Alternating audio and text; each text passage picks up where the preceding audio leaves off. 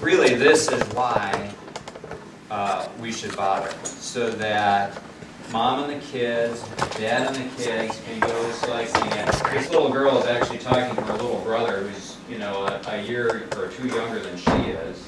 And then the two folks that are passing are, you know, coming back from yoga, and they don't want to be stressed out, right?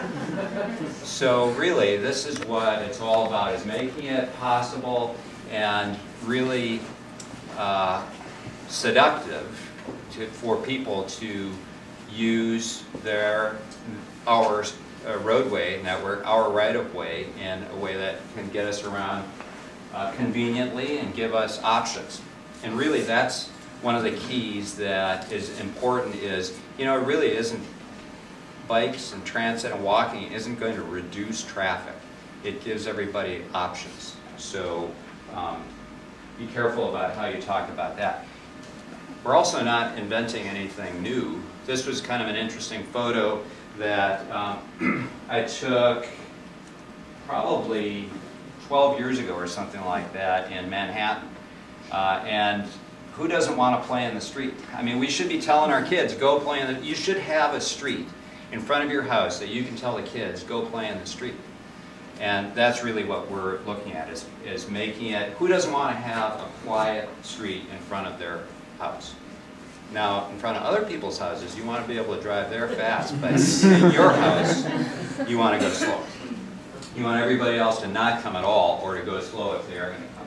So this is really, I love this photograph I took with, when my wife, Chris, and I and our son were cycling a couple of years ago. This is just a normal afternoon on what was called then a bike boulevard in Seattle. And there are a couple of very interesting things here. These two people are, I mean, there's nothing going on. It's not a garage sale or anything like that. They're sitting in the street. They took their cafe chairs and their table out to the street to sit and kind of be with the rest of the community that's coming by. This isn't an event. This is just a normal day. So the other thing, I showed this at one of the classes that I taught a couple of years ago, and there was a bike coordinator, somebody in Sam's position from, I don't remember what city she was from, it was Tucson or something, and she took great exception to these people riding side by side. It was like, oh my God, you can't be showing slides with people riding next to each other. Well, I'm sorry, but we're a social species, and we like to talk to each other, and that's what neighborhood greenways are all about. It's being able to go places with your friends and family. And those two sitting in the street just blew my mind. All right, so this is our son a few years ago, before he got to be a big kid, right after Portland started putting down what I call breadcrumbs in what was on bike boulevards. And it really was a wayfinding system for cyclists, because the motorists really couldn't see them. They're literally a foot in diameter. And that's when it was really fresh and bright and brand new. And it actually worked pretty well once you knew that they were there. And I remember being in North Portland, a neighborhood that I don't get into very much, on a ride, and I was coming back by myself, and I had my little light that was going dim, and you could actually pick them out, and it helped me find my way through this kind of complicated maze.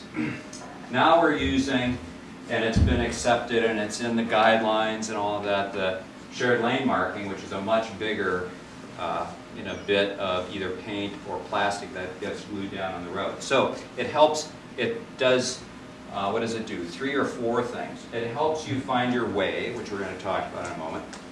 It helps alert motorists that bikes are okay here, and that it's okay if they're in your way.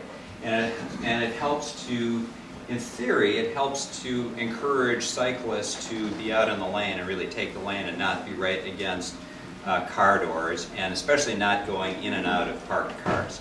Now, I don't know that it really works that well in defining lane positioning, but it might pull people out of the door zone a little bit. I have a question on those.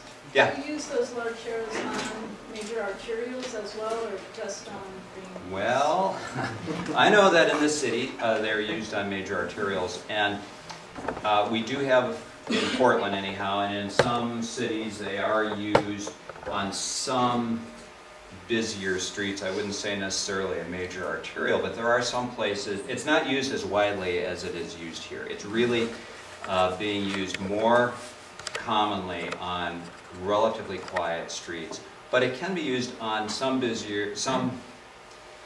streets that may seem busy but don't actually have that much traffic, and usually in places to close a gap where there's plenty of room for a bike lane, or maybe some other facility, but maybe there are a couple of blocks where you really want to be encouraging people to continue on and find their way into getting back onto the bike lane. So it's a way of providing some continuity in a bike route. But generally, you wouldn't see them in most cities broadcast as broadly as we do here. Which were the specific streets that you were showing so far, particularly the one with people on the street? Which street was that? That was Umatilla in Selwood, southeast Portland. Umatilla Avenue. It's parallel to Tacoma Avenue, so that's Portland. Most of these are in Portland, not all of them, but most of them. This is in Lad Edition. Have any of you been biking in Seattle? Or in Portland, I mean? Seattle, yeah. Portland, okay. And recently, the last couple of years? All right, well now that's very interesting because all right, here's one raffle question. And so I won't answer it until later. But think about this. When did Portland start its sort of bicycle renaissance? And what was the first major project that kind of kicked it off? All right, so think about that. I'm not going to be telling you, so you're going to have to, you can Google it in the meantime. Anyhow, this is in Lad Edition, and you can see the scale relationship between the old breadcrumbs and the larger shared lane markings. I hate the term share-up. So your last meeting you had Greg Raceman right here, and one of his colleagues, Mark Lear, that's right. All right, so here's a little bit of wayfinding. So this is doing two things here. It's telling people, look out, there are cars, and here's a place. One of the challenges in neighborhood greenways, one of the reasons why quiet streets are quiet is because they don't go through. It's inconvenient to drive fast on them. So in some cases they tee and they just end, or they are offset in some way. So at this intersection, which way do you go when you get there? You could put up a sign, and maybe you put up signs also, or you could use the lane markings to show that, in this case, it turns. Or maybe it goes in every direction. And I think you recognize this character. She's in the back of the room. So what happens when you are crossing another neighborhood greenway? Because like you were saying, you're trying to create a grid that really serves the whole city or a whole section of the city. So here's a way of making note that there are greenways crossing. In Minneapolis, they are actually, this is a bike boulevard, which is what we were calling them until a couple of years ago. Now there are neighborhood greenways there as well. And it's really, but how do you know, I mean, all of these folks know where they're going, so how do you know that the greenway turns here? They're using a sign, a little sign up here. This is called the River Lake Greenway. So there's a little bitty sign that tells you that, which, you know, is helpful. But and then in Minneapolis, or here in Portland, this is also in Lad Edition. I thought this was just great. I was taking some photos just a few, well, maybe last week, 2 weeks ago, getting ready for this because I had some holes to fill in. And here are these little kids. There's no parent around taking them to school. They're just going to school on their own. And they're not very old. They're pretty little kids. They're taking their scooters on the sidewalk. They're stopping for the crosswalk. That cyclist hopefully would have stopped had they had their foot in the pavement. But anyhow, the sign up here, I think this is really important. right there. It's 9 minutes to the Hawthorne district. Who cares if it's 1.5 miles? And actually, for most people, probably not many of you, but for most of the other 59% of people that could be cycling but aren't, 1.5 miles sounds like a long way. I mean, it's a long way to walk. I just can't handle it. And therefore, it's a long way to bike. But really, it's 9 minutes. And actually, it's probably 7 minutes for most people, because what Portland does is they use a slower rate than most people end up cycling. And what's cool about it, they use 10 miles an hour. And actually, most people cycle a little bit faster than that. But what's really cool about this is, if there are some neighborhoods that are actually quite far away, and they might not be in your normal orbit. Like there's a sign like this in my neighborhood, and it said Gateway, 9 minutes. And Gateway isn't in my normal orbit, so I don't really know, how far it was. And all of a sudden, 9 minutes. I can't believe it, because I just know it from seeing it on the freeway or on the max, and really it's only 9 minutes away. So I think it's really important to get the minutes on there, the time it takes to go. Yeah?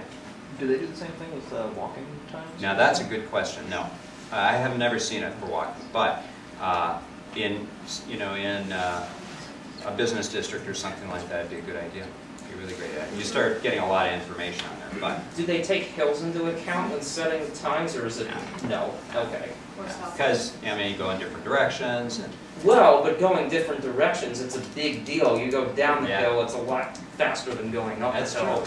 That's true.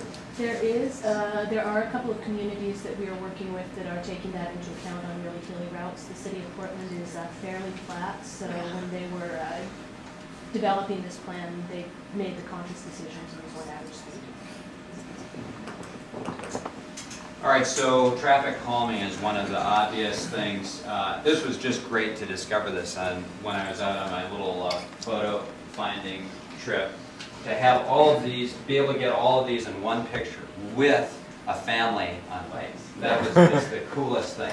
All right, so signs, speed bump, shared lane marking, mom with trailer, and a little kid, all heading off to school. So that's the kind of most basic neighborhood greenway treatment that you could imagine. And in some cities that have winter cities where speed bumps are a problem for snowplows, they actually take them out in the winter and put them back in the spring. We don't have to deal with that much here. Sorry, Yeah. in your introduction you mentioned that the big thing is going to be about the crossings of arterials and so forth, and the connections. I agree with that. Although in Seattle it's going to be interesting to see just about how much calming is required, because SDOT is less, at least on one infograph, they feel that the traffic circles, which do a very good job of calming car meetings, it's not so clear that they calm car and bicycle or car and pedestrians. Well, that's interesting. So traffic circles. They won't do stop signs or speed bumps at the moment. Right. It seems to be that. Right. Well, and actually, the traffic circles are more involved bit of infrastructure than speed bumps, and they are less of a kind of regulatory device than a sign. So, I think the traffic circles are great. They're a great solution, and if you can get rid of stop signs and do traffic circles. But when we were still living here in Seattle, was when a whole bunch of traffic circles went in. There's some backlash. People wanted to stop, and I don't know if they're starting to do traffic circles again. Sam, are you doing traffic circles? Yeah, they're popular. Okay, so start your fundraising. So this is kind of interesting. This was an event, which is why all those people are pulling into that parking lot at a community center. But you can see how on each end of a block, you get the neighborhood greenway stencils. And then because there's a park and a community center here, there was an improvement made to the crosswalks by creating these refuges. And the stop sign is probably not necessary, actually, but it does sort of reduce traffic to a certain extent and slow traffic down. But the point here is that centerline refuges can add traffic calming effect, and they also benefit pedestrians. They're a little bit heavier, you know, more kind of construction. Like here's the traffic circle. This is down in what neighborhood is south end of First Hill that we're starting one of the CPPW things in. Southport? No, it's, I forgot.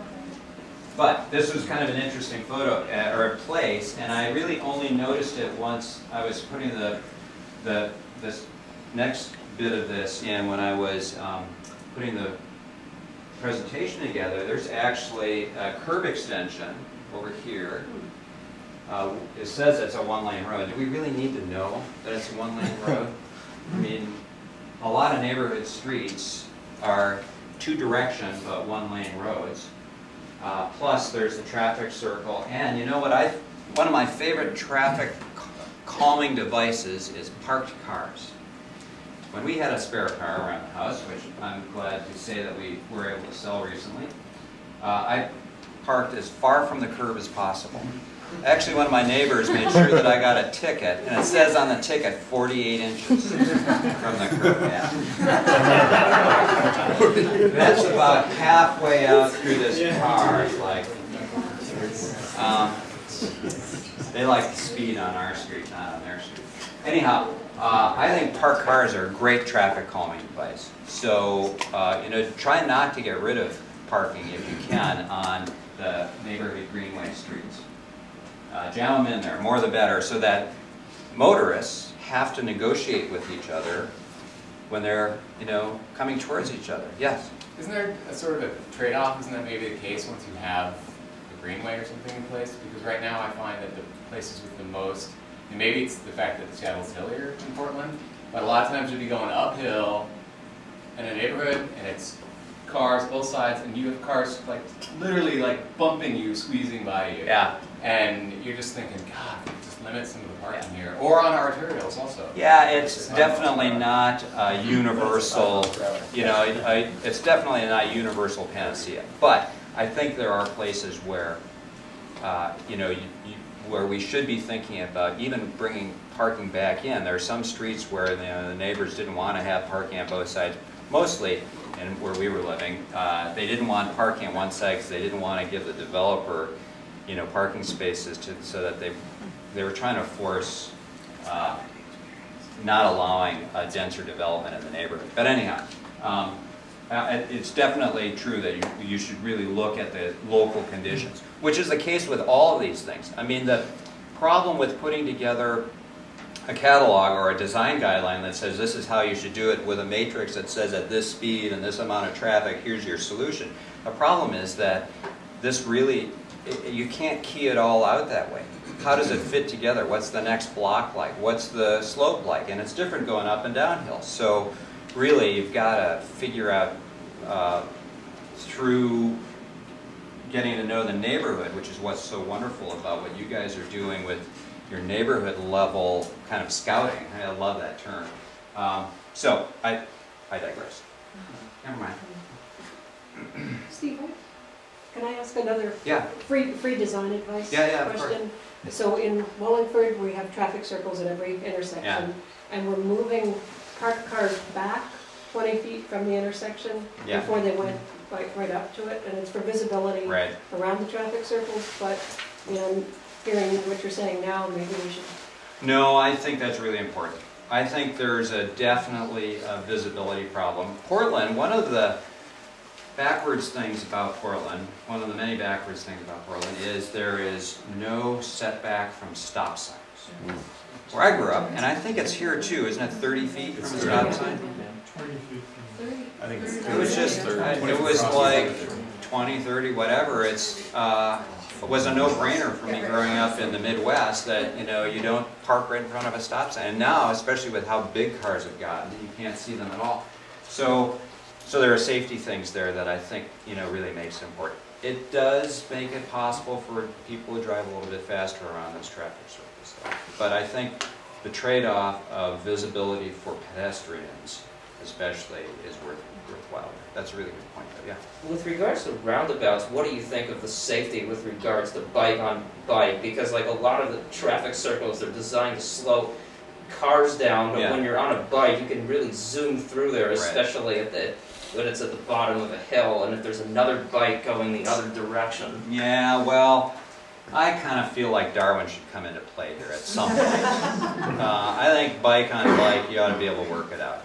I'm sorry, but I think you ought to be able to work it out. Now that's on traffic circles. Roundabouts are really different things that we're not going to get into. But I mean, honest to goodness, roundabouts are, I mean, really there Darwin does come into play. And the bigger and faster and the more lanes there are in roundabouts, real honest to goodness roundabouts, the more dangerous they are for pedestrians and bikes.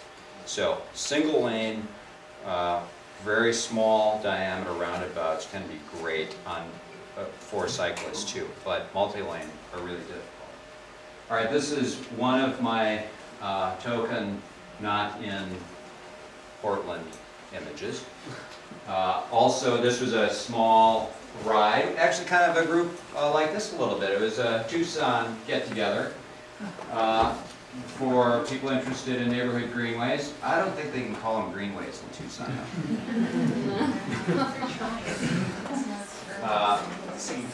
So big traffic circle and a big intersection, and everybody's, you know, supposed to go around.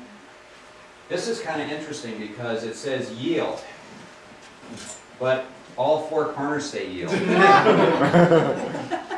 trying to make it go around, actually. Yeah, it's just like. So it was interesting because nobody cut the corner. Everybody was very law-abiding and kind of going around this this roundabout. Yeah, well, this traffic circle. But the streets are really wide in Tucson. And this was a weekend day and there really wasn't much traffic, so, but it was kind of interesting. We hated it. All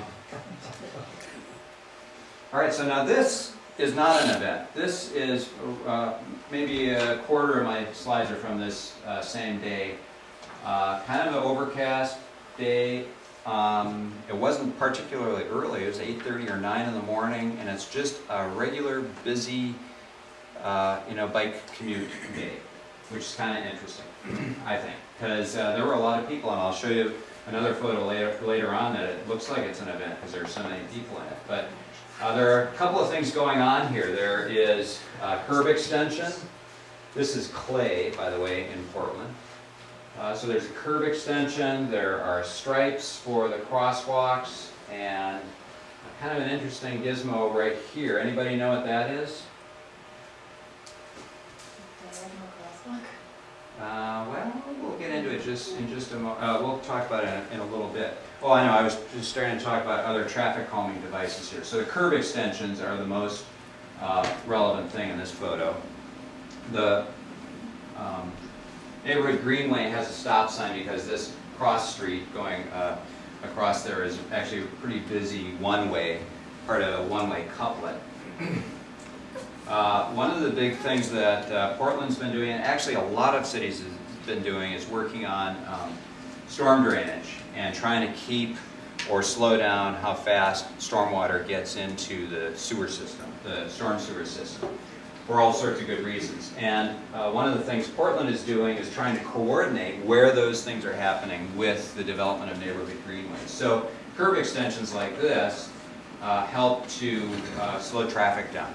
And the engineers were resisting, I mean, traffic engineering in general was resisting the thought that, or the sentiment, I guess, the kind of common thought that curb extensions or narrowing would actually slow traffic down, but it turns out it does.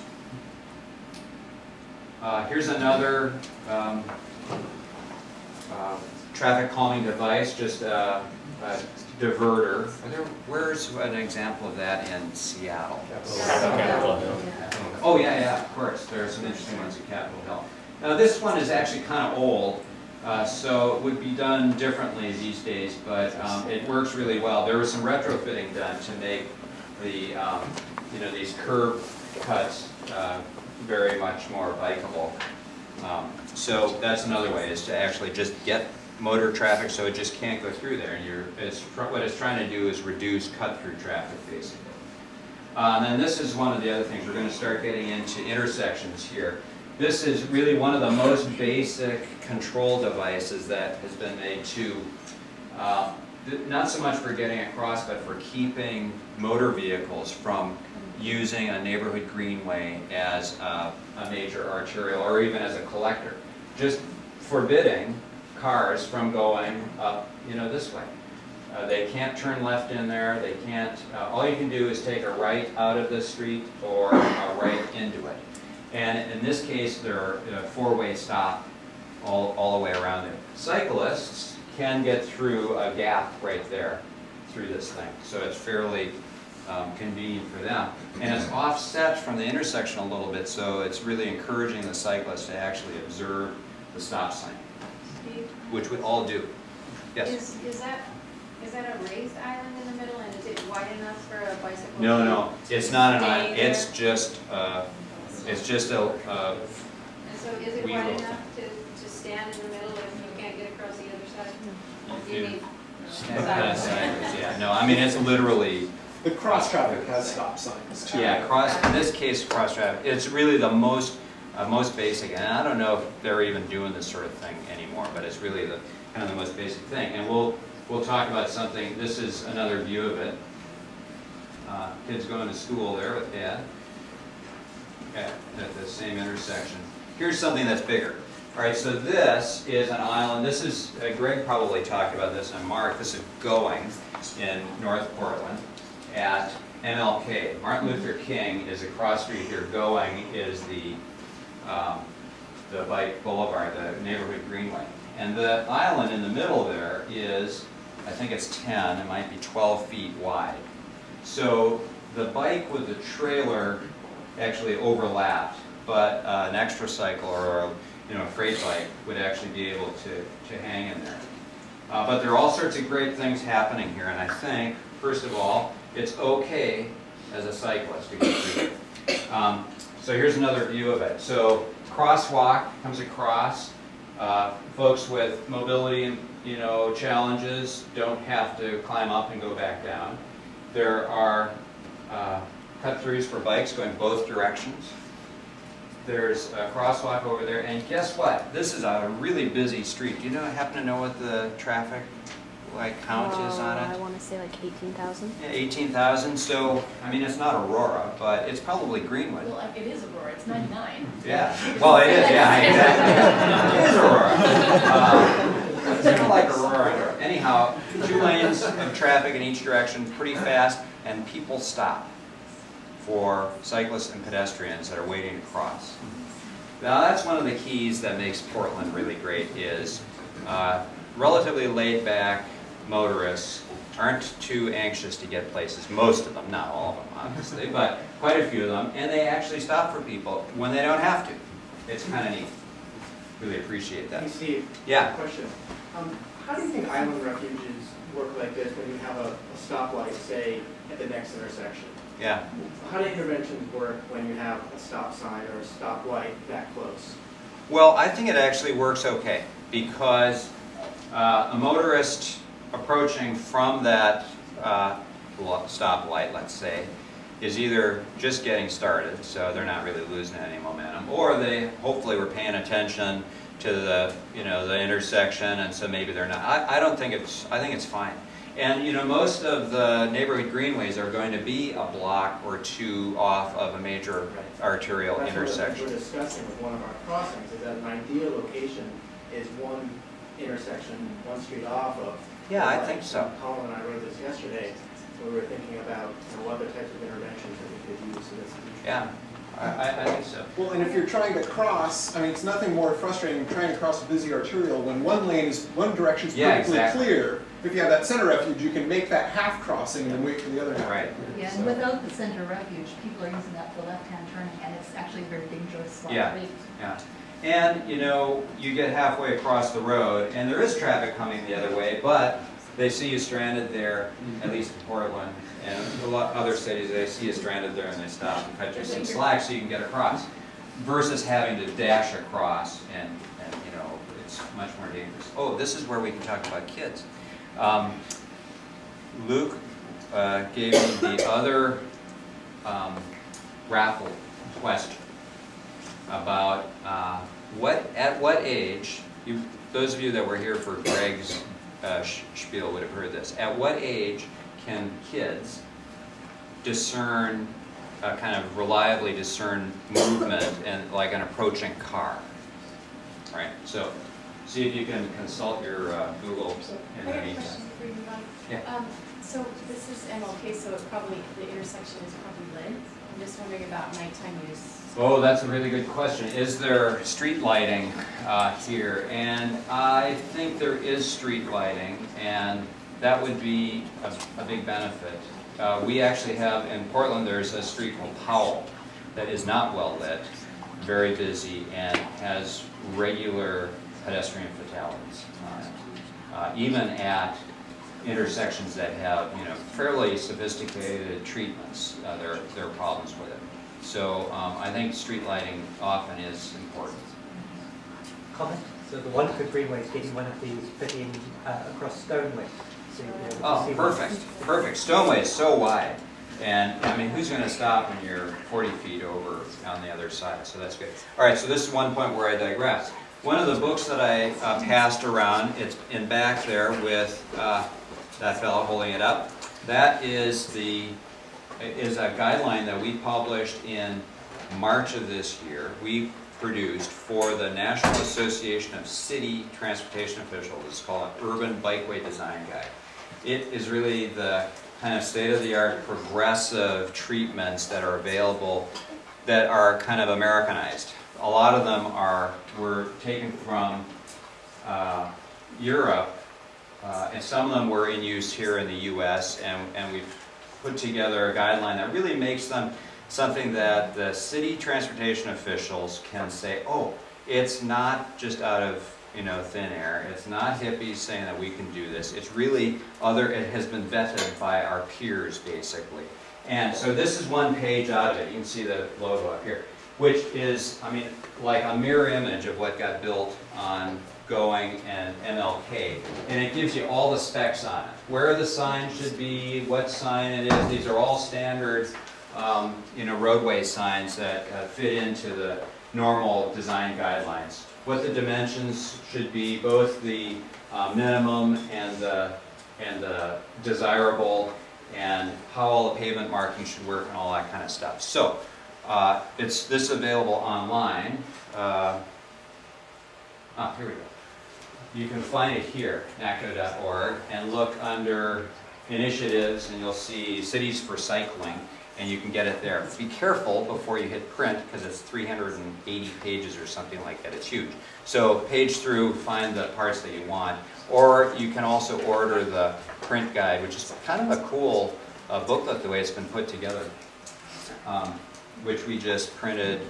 I mean, literally, this was the rollout of it, October 13th. Anybody know who these three people are? Ray LaHood. Gods. They're all gods. Sadiq Khan and Jeanette Sadiq Khan, Earl Blumenaar with his bicycle caucus pin, and Ray LaHood. And this is where Ray is announcing the print version of this. And you know, the Secretary of Transportation leaving, unfortunately. Actually was at the bike summit 2 years ago, jumped up on the table to address people. I mean, he's really enthusiastic about what cycling can do, and I don't have to tell you about all the wonderful things it can do.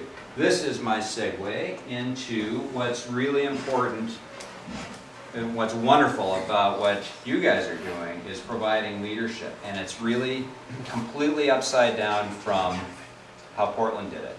Portland was very much top down. And it started in 1995 probably when one of the bridges got improved. And it's because of Earl and one of my partners, Mia, he was city transportation commissioner and delegated to Mia to make stuff happen, and she did a really great job at it. But what's interesting here is, all right, so we have Earl. This is Jay Graves, who owns a small chain of Portland bike shops called the Bike Gallery. Just a great, great place. And then a bunch of other people that are out on a cruise with these guys. So having leadership, both public officials, elected officials, staff, and then community members in business as well as community members that are taking leadership roles is really important. You've got to have all those bases covered. And what's really cool about what you guys are doing here in Seattle is a real grassroots showing, and from all the neighborhoods too. When we were, Kim and I were at, and Chris were at the Ballard Greenways meeting back in May or whenever it was, after we'd been working on Beacon Hill, we were saying that it's really important to make sure that you pull in all the neighborhoods, including, and you were mentioning it to Jennifer earlier, neighborhoods that maybe aren't as easily mobilized for whatever reason. To pull them along is going to be really important. And I know it's a big deal just to get your neighborhood mobilized, but if you can bring along the other neighborhoods, it's going to make it that much easier for the city officials to help meet this need, and actually make it almost imperative for them to help meet this need. Yeah. The other thing to mention about 1995 is that it was also a time in Portland when open space and the acquisition of open space was a huge deal. Yeah. People were very excited about it, and so the bike thing got aligned with that larger initiative, and it brought some leaders in the community together who wouldn't necessarily have just been bike advocates. Mm-hmm. So it dovetailed onto Yeah. some other things that are happening. And it's happening to a certain extent, I think, here too right now, so that's good. The mayor, obviously, Sam Adams, and director of TriMet at the time, they were announcing a very interesting thing where, and I suppose I could have put this in, it's really another topic, but where a bus transit station got coordinated with a bikeway. And the Desire line went right through this transit station, and the bus drivers were, oh my God, you can't bike in here. But they worked it out. It took a couple of years, and they worked it out. They moved some bus lines around, and they did some painting, and they did some training of the bus operators, and it's really wonderful. It makes a great connection now right near the Rose Garden. All right, digress one more time, then we'll be back on. So about leadership and training and so on. So making a pitch for the Initiative for Bicycle and Pedestrian Innovation at Portland State University. I know Max has been down to one of the classes. Anybody else? And Paulo was there. Great. We have they do a week-long course in the summer as well as day courses. The week-long covers all sorts of stuff about bicycle and pedestrian transportation planning. And then the day-long courses are sort of specific to certain things. I usually end up teaching the trails day, and then there are all sorts of other people doing various things. And we do a lot of work. One of the cool things about Portland is it's a great laboratory. You can go out and see stuff and stop and watch and see how it works. So if you get an opportunity to go to IBPI, that's great. And then, you are the first to know. We just, as partners, decided in the last couple of days to create a scholarship for University of Washington for a student there, and to do an internship for a student in an office that we're going to be opening here. And we're going to move Luke out of the closet. We're going to have a larger office in the next few months, and so we'll be having a scholarship, and maybe at some point we can get a transportation institute, sort of like what PSU has. So it could be training not just for students, but we could do some professional training too. All right, so we're still talking about intersections and getting across. Oh, sorry. One of the things, making left turns, there's some places, remember we were showing where there's an offset. Making left turns can be kind of important for cyclists, but you don't want the motorists to be able to get there because they will gum up the works as far as the neighborhood greenway goes. So this is kind of an interesting little solution in one of the islands there that's going towards downtown, yeah. Quick question on the previous one. Are bicycles ever going the other way? Because I know we have one intersection like that on 8th Avenue, and it works great when you are going east. Yeah. There's no street to the right of Okay, on this one there isn't. Okay. There isn't, but I'll show you another example. And in this case, the cyclists coming the other direction really are just taking a right and coming towards us here. So they're taking, they're going in front of that. Of course, you know that, here's an example where there's an offset, and there's just this wee little left turn lane for bikes that helps there. And so the cyclist can hang there waiting for a left turn, which otherwise would be kind of a sketchy place to be on a street that can be kind of busy sometimes. Here's another place where there's an offset. This is a bike coordinator from Des Moines that we had out. There are several things going on here, kind of interesting. This is a pretty busy street. It's 33rd in North Portland. This is Going, so the Going Bike Boulevard. No turn in here. See, autos can't come in here. It's just for bikes coming that way. But instead of forcing the cyclists out onto 33rd, which is a pretty busy, fairly fast street, they created a little cycle track. Let's see if I have another. No. They created a little cycle track that goes a quarter of a block down, and then there's another crossing there. So, of course, you know, buses aren't allowed, right? Or neighborhood greenways can't be where there are bus routes. Not. That's absolutely okay to coordinate with buses. One of the things that's kind of interesting is, as of August 19th, the Federal Transit Administration changed their policy on where you can spend transit money. It's very interesting because within 3 miles of a public transit stop, not just rail transit, buses too, within 3 miles you can spend transit money on bicycle and pedestrian improvements. And they don't necessarily have to be connected to that bus or transit stop. Because the premise here is that any bicycle and pedestrian improvements in the realm of an area served by transit is going to improve safety and transit ridership, even if it's not directly connected, because you're getting the mode share up for bicycles and pedestrians in that district. It's a huge, huge pot of money that has become available. You just have to talk to your transit administration into spending it that way. All right, and you also know, of course, that you can't have neighborhood greenways on truck routes, right? Well, that's not the case either. You can see right here, we were talking earlier, this thing is called a speed cushion, I think, or something like that. It's kind of an interesting confection that was just made up by the guys in Portland. Here we go, looking at it from the corner. Really, this is just discouraging auto motorists from cutting that corner and making a free right really fast, either into or out of this. This is a one-way here going off to the right. But truck, the rear end of the truck can actually drag over that.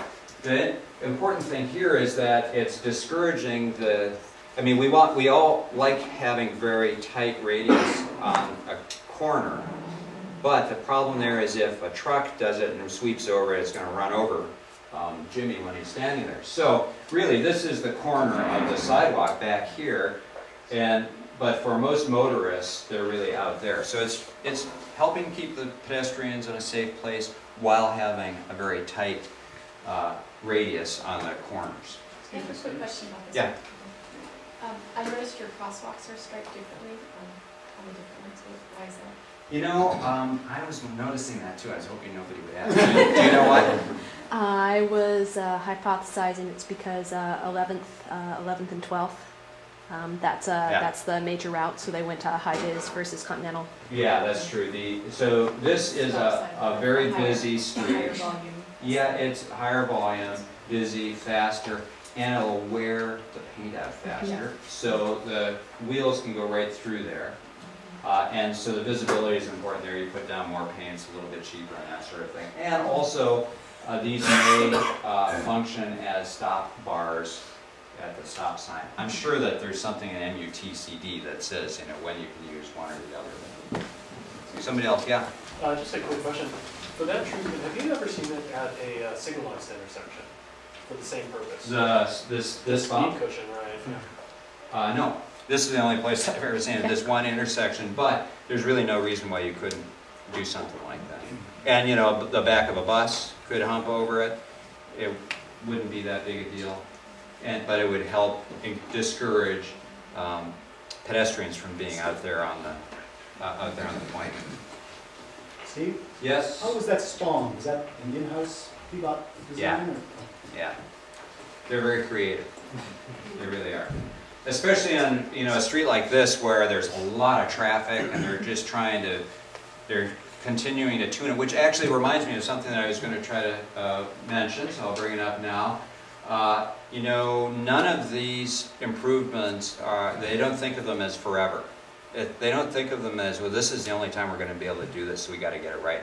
They tinker with, they tweak these things, you know, almost continuously. Obviously, some things are a little more expensive, like this stormwater planter. They're going to be loath to take that out, but if they have to, if they really screwed up somehow, or if conditions change, they'll take it out. But the paint and signing and some more simple stuff like that, they're willing to change over time. Yeah. I just wanted to ask on the previous slide, you've got a stop bar and a bike. How is that working? That looks fantastic for eye contact. Is that new? Have you been using it? Do you have any feedback on how effective it is? Well, I use it a lot in various places. And here's another one right here. It's pretty neat, actually. So these are curb extensions, and what Robin was just asking is, all right, why is the stop bar out in front of the crosswalk? And it's because there's a curb extension here, and so so now the cyclist isn't stopping and blocking the crosswalk, which was a problem. Could have been a problem here, because there's quite a bit of pedestrian traffic, and you really, as a cyclist, want to, or sometimes need to get out pretty far, and so you'd be blocking the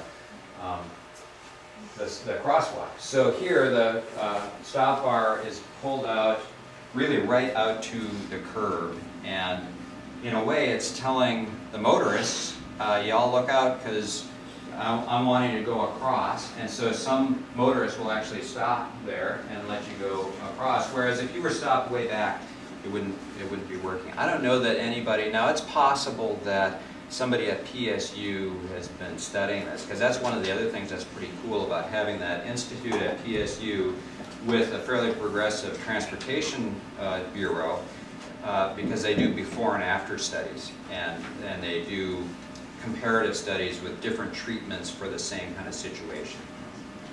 So I have one more thing. Are there right turn on red restrictions? Only if it's signed. Pardon? Only if it's signed, no right turn. It is allowed just as a normal thing in Portland. In this case you can't, because it's a one-way. But,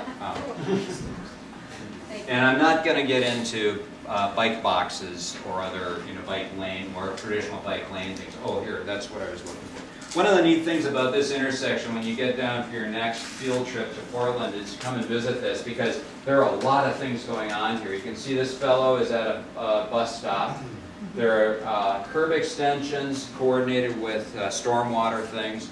There are pretty great ramps, curb ramps, interesting different solutions to the crosswalk. So there's a lot going on just on this one intersection, which is pretty cool. And remember, these are the difficult things. They're crossing the arterials. As far as your greenways here, I think Kathy was pointing out that maybe all of you were, getting across the arterials in Seattle is going to be a challenge. We're getting close. Excuse me. Yes. Back to that point, because I'm getting mixed messages from that marking, the next one. Look, back. Yep. So I'm getting mixed messages from that. What's the intended message? The intended message here is that a cyclist can pass right on through and stop there. Without having to stop for the stop sign. Well, that's where their stop line is, associated with that stop sign. And does that actually correspond to state law or what? Yes. Okay. Yeah, the stop bar does not necessarily have to be right at the stop sign, as I understand. And Darwin comes into play too, about in terms of going out in front of traffic. But if there was a pedestrian, obviously you'd have to stop, you know, for the pedestrian. But that is regardless of whether there's a stop sign or not. Now, I suppose you could. There might actually be something in the book that's going around that would address that specifically. But that's a good question. State law and also good practice, maybe it, well, I could see a rationale for having 2 stop bars there. Steve? Yeah. Most times the way I've seen people use that is they'll do like a rolling stop, so they'll come to like half a mile an hour, so you can barely stay balanced, and then sort of do like a yield at the stop sign and then move forward to the stop bar and stop. Steve, for the Wallingford route, we actually are having the bike stop at the stop bar, and then they have a secondary stop bar to get beyond parked cars and stuff. Yeah. So we're kind of. So you're doing the. It's like the double stop bar. The state law, and then and then the common sense. All right. So this part is talking about signals, and I'm sorry we're going really long here, but. This is a signal called a hawk signal, although they're not, what are they calling them now? Do you remember, Sam? It's a hawk beacon. A beacon. Pedestrian hybrid beacon. Pedestrian hybrid beacon. Okay, so motorists coming to this intersection have to treat this like a stop sign. A cyclist can, and oops, I thought we were going to zoom in on that one. There we go. Cyclists can push that push button, and also pedestrians have push buttons, and it activates stop light for the motorists on this really busy arterial in a curve. And there's a major intersection with a traffic signal just 1 block away to the west. So it works really beautifully. And then you can see there's a bike-specific signal over there. And one of the cool things about it is it responds instantly. You don't have to wait around for 3 minutes for the light to change. It goes from black to yellow and then to red. It starts the whole sequence right away. And the way they keep from kids abusing that, all right, the worry of the traffic engineers is that kids will abuse that. Well, they suppress the second time. They don't let you hit it, a second time right away. There's a minute or whatever kind of a wait there. Yeah. So this is Brent's idea. Yes. Do you know what level of compliance you get from motorists? Because my mother complains about it. She says this is not a place where there's normally a stoplight, so I forget that there's going to be one. Okay. Well, so she's not paying attention to. I think the compliance is really good, and they actually have cameras that document it, not just to give tickets, but to actually test whether it's being used as anticipated. And I think compliance is pretty good. It flashes and it's a little bit terrifying if you're not expecting it. Yeah. Yeah. The flashing. The only time it flashes is when it's done with its signal and it's going away. The unique thing about it is that there's no green light. It's just off when there's nobody there, and then it goes like a regular light to yellow and then to red. And there are 2 red lights that you really notice. Steve, how long does it last? Well, there's a computation that's based on the length of the crossing. So it's just long enough for a safe crossing. Now, if the pedestrian pushes it, there's a longer crossing period. So you get a pedestrian crossing period that's longer versus it's like 3 feet per second versus 10 feet per second or something like that.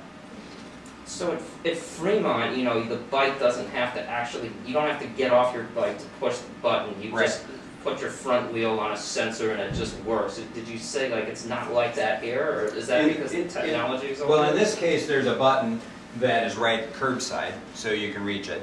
but you could have a loop detector on it, or video detection or something like that. And you could actually do it in some places.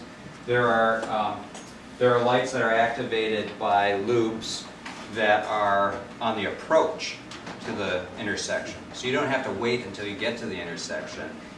It can be 30 feet back or something like that, so that the light's actually green by the time you get there. It's like, all right. Here's a really complex intersection, Sandy and 50-something, where a couple of neighborhood greenways cross pretty major arterials, and there's an actual diagonal going way across here with a bike signal up there, a push button back here. It's actually a really complicated intersection, and it works actually pretty well. And in Minneapolis, so it's not only in Portland, Minneapolis has a similar thing. In this case, and a couple of I'll be showing you now, and so there's a push button, you can see curbside. They don't use loops for bikes so much in Minneapolis. This is in Tucson. Motorists can't drive straight through this. It's really just, they can only turn left and right. And in Vancouver, BC, this is a whole confection of things going on here. You can only turn right, except bikes can go straight through. Signals, signs, diverters. It's really, they really went over it. It's a very busy east-west bike route, and getting busier actually. And then here's another place where the motorist, you can only drive out here. You can't turn into this, you can't go straight through this intersection. You can only go left or right as a motorist with the light. Cyclists, he actually doesn't need to be there, he can be in here in front of the cars. They can go straight through. So you can see how the paint works there, and people queuing up to come across. And you're not supposed to go through. I have seen one person drive straight through here, but do not enter except bikes. Right turn yield to bikes too, it says there. Oh, right turn yield to pets. And in a similar situation, it looks like the same intersection, but it isn't. They did a green bike box. Oh, you know why? That's because there is a bike box on this one, I think. This was one of the test segments. Remember I mentioned a moment ago how PSU is doing observations of different similar intersections, and this is part of the suite of intersections that they're comparing. So it'd be interesting to see how what compliance is between them. All right, so I'm sure there are places where this would be relevant in some of the neighborhood greenways that you guys are talking about. All right, so this is an event. I was going to say it isn't. That's just this was an event. Both directions? Yeah, this was Sunday Parkways. And remember that little kid that was standing next to the dot way at the beginning? It said 2005. This was him right here. Yeah. He went through a growth spurt. Now this is an event. Is not an event. This is just bike commute, even on a rainy day, going to work on one of the neighborhood greenways on Clay. And this is actually, there's a lot of truck traffic in this area. And these folks are all going down one more block, and then they're going over north a block and turning onto the Hawthorne Bridge. Steve, can you go back to the Sunday Parkways picture for a little bit? It seems to me that Portland does a great job at coordinating events like this with infrastructure that's built. And we've got a really successful program that we call Summer Streets, but really it's a street fair, and it's not really connected to, it's not a real celebration of an interconnected network that we've built. Can you talk a little bit about that? How does that work? Well, the city, are we okay going over a little bit, guys? Yeah, so actually, we should collect the coffee cups. That's good. Are there any more cups up here? Because I'm almost done. And we can digress into this a little bit. The city puts together, I think there were 9 this past year, Sunday Parkways. And so they try to get around to all parts of the city, and they put together various size circuits that people can do, and they're usually 2 loops or 3 loops and some cut throughs, so you could do a mile with the little kids, or you could do 10 miles or something like that. They always hook in at least 2 major parks, and they have big street fair kinds of things at those parks. And then people can go either direction. They have police support at the major intersections, and of course the police love standing around all day. But it does celebrate some of the great facilities, and I think they probably also do a little beta testing on some streets that are candidates, and some neighborhoods that might be candidates for having improvements, and just sort of see how things work, and does it really make sense to make that cut. I know in southeast, far southeast Portland last year, there were some streets that really didn't have any treatments on them that were used, and it was a little sketchy in a couple of spots. All right, so, and of course this is every day on the freeway in Portland. All right, so that's it.